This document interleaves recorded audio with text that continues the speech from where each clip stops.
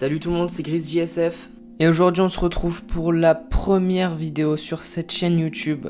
Et pour commencer en beauté, on va parler de mes 10 super-héros préférés. Donc sans plus attendre, on va commencer. Je l'ai placé ici car Flash est un super-héros que j'aime beaucoup.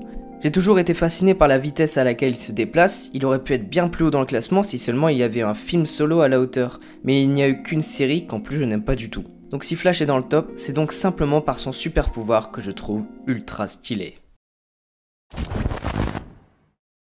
Super-héroïne que j'ai découvert dans son film en 2018, destinée à être la meilleure de tous les super-héros.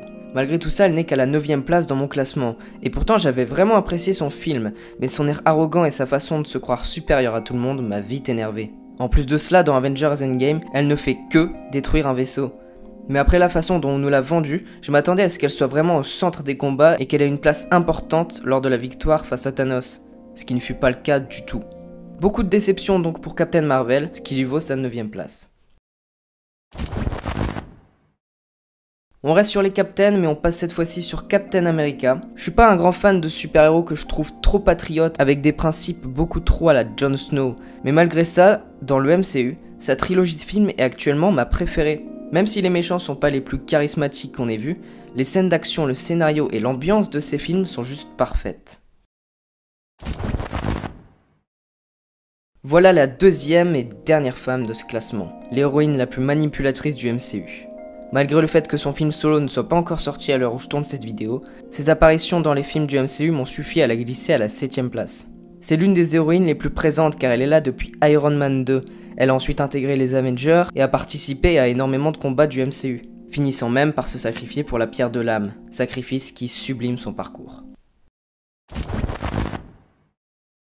Hulk est pour moi le héros le plus badass. Il est la puissance incarnée. Ce que j'aime chez Hulk, c'est justement ça, la puissance à l'état pur. Et quand je vois Hulk, je ne vois pas un héros qui sauve le monde, mais une bête déchaînée qui se défoule.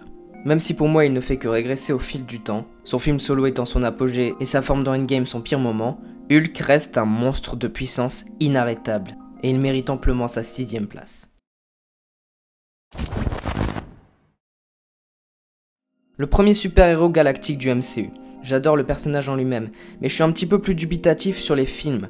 Le premier est passable mais pas exceptionnel, le deuxième est assez mauvais, et le troisième remonte pour moi le niveau car j'ai vraiment accroché à l'humour du film. Et la rencontre avec Hulk a totalement marché pour moi. Pour en revenir au héros en lui-même, je l'aime beaucoup et il est super puissant. On parle quand même d'un héros capable de mettre une fessée à Hulk. Et ça mérite bien une 5ème place. Enfin un super-héros d'ici, c'est le deuxième de cette liste après Flash. Et pour moi, Batman est le meilleur de cet univers. J'adore Batman non pas forcément pour lui-même, mais pour tout ce qui l'entoure. Comme le fait que tout se passe la nuit donne une ambiance sombre que j'adore. Les méchants sont également très bons, je pense évidemment au Joker, qui est l'un des meilleurs, si ce n'est le meilleur méchant de tous les temps. J'aime Batman pour ça, même si sa voix rock ne me convainc pas à 100%, disons même que je la trouve assez ridicule, ce héros est l'un des plus charismatiques du monde. C'est sûrement le héros actuel le plus coté après la fin d'Endgame, où son sacrifice sublime a fait couler beaucoup d'encre. Personnellement, j'ai été de une très touché par sa mort, et également en accord avec celle-ci. Iron Man étant présent depuis le tout début du MCU, une fin devait bien arriver, et plutôt que de lui faire prendre une retraite pas du tout en accord avec le personnage, sa mort apporte un aspect dramatique au MCU, qui manque parfois. En conclusion, Iron Man est pour moi le personnage le plus important du MCU, par ses victoires, par son coaching, si on peut appeler ça comme ça, avec Peter Parker, et par son sacrifice final. Sur une note un peu plus légère, on arrive à Deadpool, l'un des héros les plus puissants de tous les temps car il est tout simplement immortel. Son humour assez débile et sa manière de tourner des problèmes très graves en dérision marchent totalement avec moi. Je le connais personnellement uniquement par le biais des 2 films et Ryan Reynolds est complètement fait pour ce rôle. J'apprécie Deadpool car il apporte de la légèreté à un monde de super-héros souvent très dramatique. J'adore également son costume et sa backstory très sombre, encore une fois, dédramatisée. Et c'est ce qui est cool avec Deadpool. Tout est pris avec légèreté et ça permet de se détendre un peu. On passe au numéro 1 et ce n'est autre que Spider-Man. J'aime absolument tout chez lui, allant de son humour délirant en plein combat au dramatique d'une scène comme celle de The Amazing Spider-Man 2, lors de la mort de Gwen Stacy. Je connais Spider-Man pour ses 7 apparitions cinématographiques avec 3 acteurs différents, que j'ai regardé des dizaines et des dizaines de fois.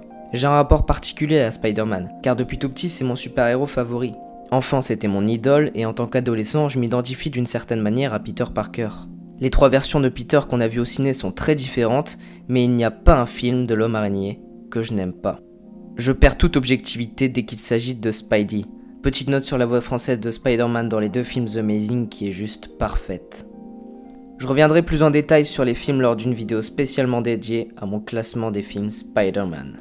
Pour en finir avec l'homme araignée, la diversité de ses versions au cinéma, le costume, la backstory et l'humour de Peter Parker font de Spider-Man mon héros préféré.